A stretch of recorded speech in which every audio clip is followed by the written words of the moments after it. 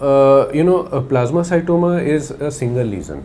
Yes. So a plasmacytoma is just a single lesion which was found by, let us say, an orthopedician because there was a pain somewhere. He does an MRI or an X-ray Yes. or a CT scan, and he finds that there is one latex lesion. At this point of time, an orthopedician like you would start thinking of several differential diagnoses for a Yes. latex lesion. Yes. And one of the differentials which commonly comes to an orthopedician's mind would be whether this person has got a multiple myeloma. Especially those who are above 40. Yes. With a lytic lesion, my first differential is usually metastasis or myeloma or lymphoma, like that. So it is essential that an orthopedician should understand how do we go about diagnosing a multiple myeloma. Yes, it is. I think it is very important because as an orthopedic surgeon, I'm always thinking what investigations should I advise? Like routinely, we ask for serum protein electrophoresis, and traditionally we used to ask for urine for BJP, Benz Jones protein. So I think today we can learn a lot from you. What is the recent guidelines to identify myeloma? Please, sir. So in the previous slide, I described how a multiple myeloma originates from a single cell which goes rogue, which goes bad, and then forms a monoclonal gammopathy of undetermined significance. At this point, you only have a monoclonal M band or a immunofixation which shows an M band, but the person is otherwise completely asymptomatic. So the M protein is less than 3 gram per DL. Okay. And if I do a bone marrow at this point of time, the bone marrow just shows less than 10% plasma cells. I'll just halt you. Yes. So what do you mean by M protein? So M protein is nothing but the plasma cells, they generate proteins, right? So normally this is a polyclonal protein. So you have got the protein which are being formed for various functions, for fighting infections and other things.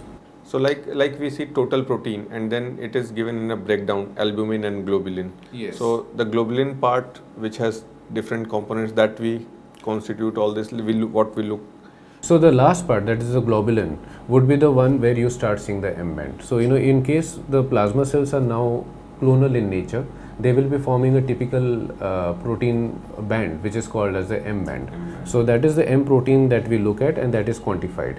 If it is less than 3 gram per DL at this point of time, and if you do not, the bone marrow shows less than 10% plasma cells, and you do not have any lytic lesions, or you do not have a renal dysfunction, then this is what we call as a MGUS. Okay. Now going a step further. So whether this progression is natural or it is bound to happen? So MGUS, if we see it in an elderly, normally this is a disease of the older individual. So if you see someone at the age of 60 or 70, it's quite likely that the person will not progress to a stage where you need to treat the person. However, let us say if this is seen in somebody who is 40 years of age, as per the natural history of the disease, this person is going to progress to smoldering myeloma and would ultimately form a multiple myeloma.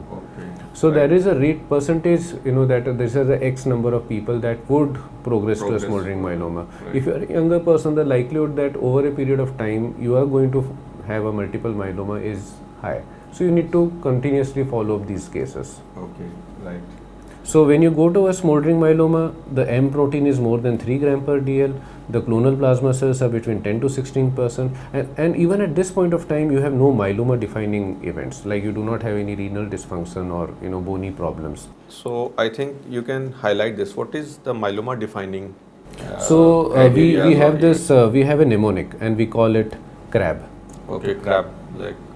CRAB as in cancer. Yes. So C stands for calcium elevation, more than 11 milligram per DL or more than 1 milligram per DL higher than the upper limit of normal. Okay. R stands for the renal insufficiency, where the creatinine clearance is less than 40 ml per minute, or a creatinine which is more than 2 milligram per DL. A stands for anemia, hemoglobin less than 10 or less than 2 gram per DL less than the normal. And B stands for bone disease. This is where the orthopedician comes in. If you see more than or one lytic lesion on the skeletal radiography, CT scan or a PET scan, in addition to the plasma cells in the marrow. So this is basically smoldering myeloma plus CRAB becomes multiple myeloma. Okay, right. So we have all these criteria, what has been mentioned in this smoldering myeloma along with CRAB. So CRAB is like what you call end organ damage, something? Yes. So basically the myeloma has started affecting the organs in the body.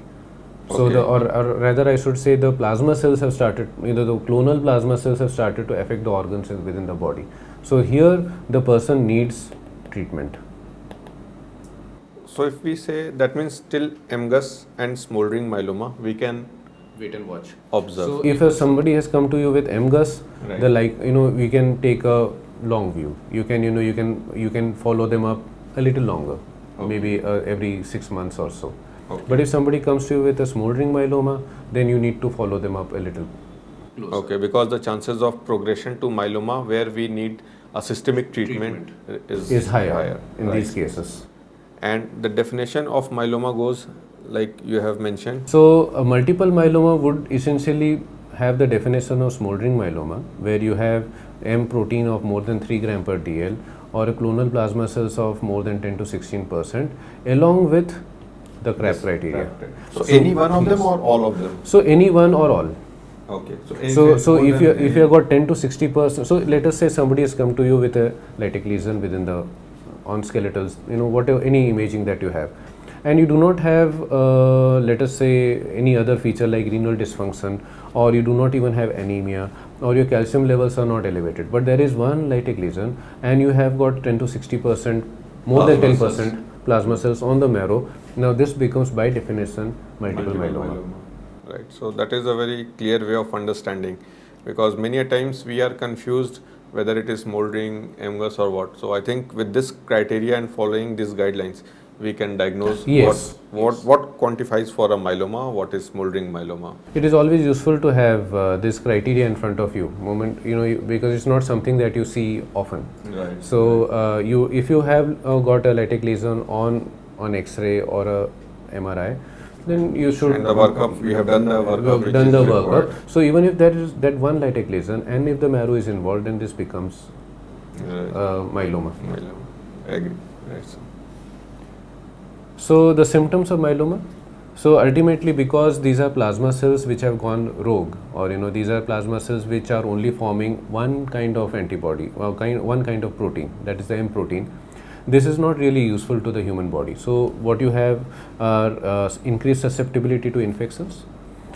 You could have bone damage, because the myeloma, as we will be going on further, there is an increased osteoclast activity and a decreased osteoblastic activity. So this will be causing the bone damage. This results in the bone pain, bone loss and fractures. Right. So I think this is where most of the times patient presents to us as a Would be presenting to the orthopedician. Yes. And where the hematologist is concerned, because there is an increased number of plasma cells within the bone marrow, this would then give rise to anemia, and in more severe cases you could even have thrombocytopenia.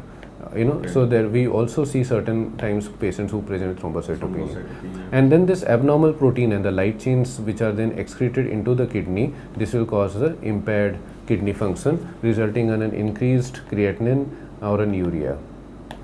So we can get a myeloma, as far as a hematologist is concerned, we can get a myeloma case from orthopedicians, or we could get it from nephrologists also. And I think even internal medicine. And internal medicine who may low present with hemoglobin low and hemoglobin, so they could, or with a raised protein levels, Right. could present to us, and that is how we get a myeloma case from various quarters. Just a basic question: how sensitive? Like usually we say total protein more than 10 gram. So is it something the sensitive marker? If suppose we see in a routine blood test a patient has, so should we evaluate it further, or how we go about it? So myeloma presents with a spectrum of findings. So it could present as an anemia, or a internal medicine could present look at the LFT and say that the protein levels are increased, and there is a reversal of the albumin globulin ratio. So the thought comes to mind whether this is a myeloma. Now total protein could be increased and the globulins could be raised. There could be a reversal even in patients with infections. So patient with tuberculosis or chronic infection or a chronic inflammatory condition could also have a similar raised protein levels. Yes. However, the protein electrophoresis in these cases would give you a more of a polyclonal band in the region where you are looking at the M band. So that is in the case of infection. In the There case is of a infections. polyclonal band. There is a big broad-based band that you see in the electrophoresis, and so that would not be typical of myeloma. And myeloma has a monoclonal band. Has a monoclonal band, and that is called as an M band. Something I also read during my PG and when we were practicing, that a very high ESR, that is also very much suggestive of myeloma.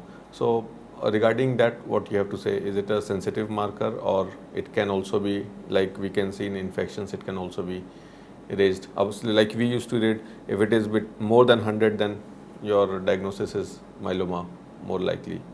An erythrocyte sedimentation rate should not be your criteria for diagnosis. So that could be, as you rightly said, it could be raised in several conditions. It could be raised in infections like tuberculosis. Yes. It could be raised in orthopedic conditions like rheumatoid arthritis. So, connective tissue disorders like even vasculitis. It could be raised in severe anemia due to any other reason. So, raised erythrocyte sedimentation rate is just one of the features with myeloma, but as far as a hematologist is concerned, we do not use it either for diagnosis or for a follow-up. Okay. So this could be a sensitive marker, but it is not something that is either defining as far as myeloma is concerned, or it is not something that we would be using to monitor response to treatment. As a part of the treatment, yes, the raised ESR would be expected to come down, but that is not something that we would use for monitoring. Monitoring or Yes. prognostic marker. Prognostic. So we would be using ESR, let us say as a hematologist, we would be using it, let's say for Hodgkin's lymphoma, a baseline ESR which is raised, or as a part of follow-up during the post-treatment phase, like your rising ESR or a rising LDH level could be an indicator for a relapse of the disease. But for myeloma, we have got even more sensitive markers. We can look at the M band.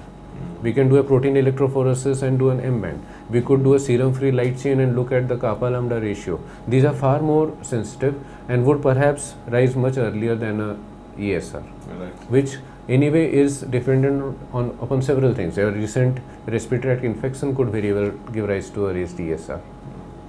Okay, sir.